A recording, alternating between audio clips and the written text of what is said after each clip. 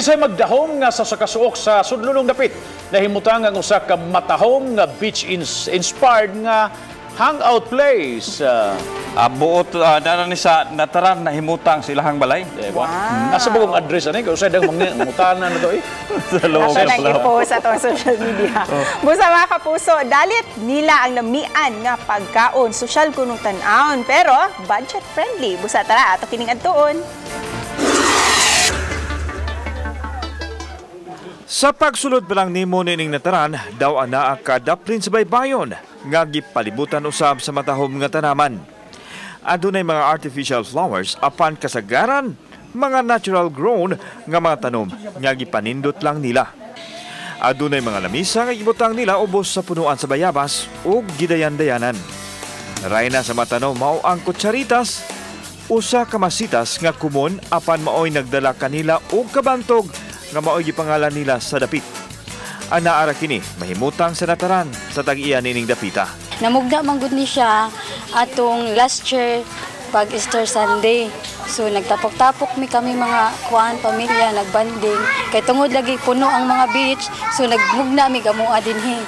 Kung matahom tan-aon sa adlaw, mas matahom usab sa kagabhion kay mulutaw ang manindot nga palibot nini. Apan ang gidayo dinhi mao ang ilang lamian nga luto. Social tan-ahon apan bulsa friendly ang presyo.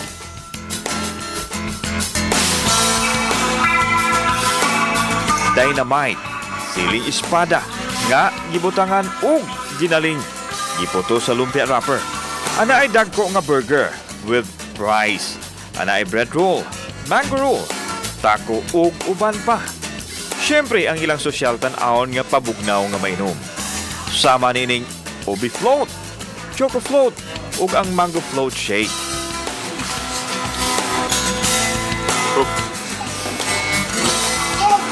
Pipila lang kini sa ilang dalit nga ginagsa sa mga tao. So tungod kay kami managso naapod mi talent sa pagluto ug sa kuan, moto amo na lang pud gi-apply at least kung naipabugnaw naapoy para pabusog. Ako sa Tilawan ang Dynamite. Grabe, ginakahapit mo undang.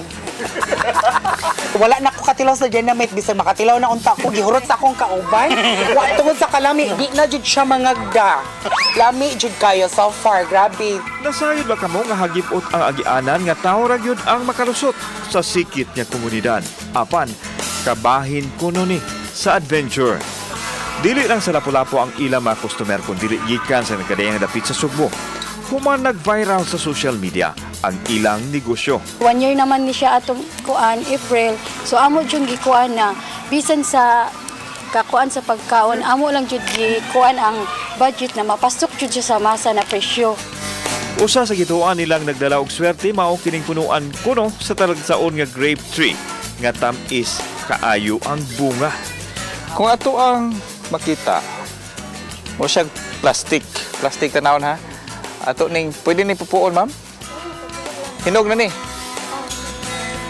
So kung tanaw na to, mura siya og mansanitas pero transparent nga pink lang, no? Itong Tilawan. Tamis good siya, no? Ang yanong nataran sa simpleng Pinoyanan, posible di ay nga mapalambo o mamahimong tinubdan sa resinting panginabuhian.